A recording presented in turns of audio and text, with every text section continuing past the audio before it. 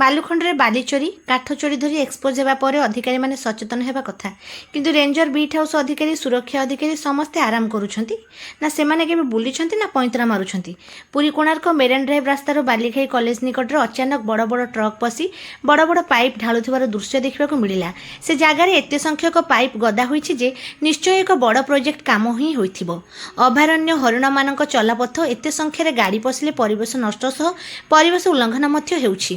ସବୁଠୁ ବଡ଼ କଥା ହେଲା ଆମ୍ ଆଦମୀ ପାର୍ଟିର କର୍ମକର୍ତ୍ତା ଡିଏଫ୍ଓ ଅଫିସରେ ଜଣାଇବା ପରେ ତାଙ୍କ ପାଖରେ ମଧ୍ୟ କୌଣସି ସୂଚନା ନଥିଲା।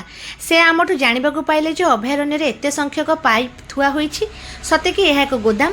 ଏତେ ସଂଖ୍ୟାରେ ବନ ବିଭାଗ ଅଧିକାରୀ କେବଳ ଦରମା ନେଉଛନ୍ତି, ଆଉ କିଛି କଣ୍ଟ୍ରାକ୍ଟର ଆଉ ଅସାଧୁ ବ୍ୟବସାୟୀଙ୍କ ହାତର କଣ୍ଢେଇ ହୋଇଯାଇଛନ୍ତି। ବାଲିଘାଇ ଫାଣ୍ଡି ଓ ବିଟ୍ ହାଉସ୍ ମାତ୍ର 2 କିଲୋମିଟର ଏହି ଜାଗାରୁ।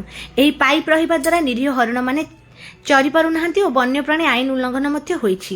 ଏହି ପାଇପ୍କୁ ସବୁ ତୁରନ୍ତ ବନ ବିଭାଗ ଜବତ କରି ଦୃଢ଼ କାର୍ଯ୍ୟାନୁଷ୍ଠାନ ଗ୍ରହଣ କରୁ ବୋଲି ଆପ୍ ନେତା ରାକେଶ ନନ୍ଦୀ ଦାବି କରିଛନ୍ତି ଓ ରେଞ୍ଜର ଓ ସୁରକ୍ଷା ଅଧିକାରୀଙ୍କ ଉପରେ କାର୍ଯ୍ୟରେ ଅବହେଳାକୁ ନେଇ ଦୃଢ଼ କାର୍ଯ୍ୟାନୁଷ୍ଠାନ ଗ୍ରହଣ କରାଯାଉ ବୋଲି ଜିଲ୍ଲା ସଭାପତି ସଞ୍ଜୀବ ମହାନ୍ତି ଦାବି କରିଛନ୍ତି।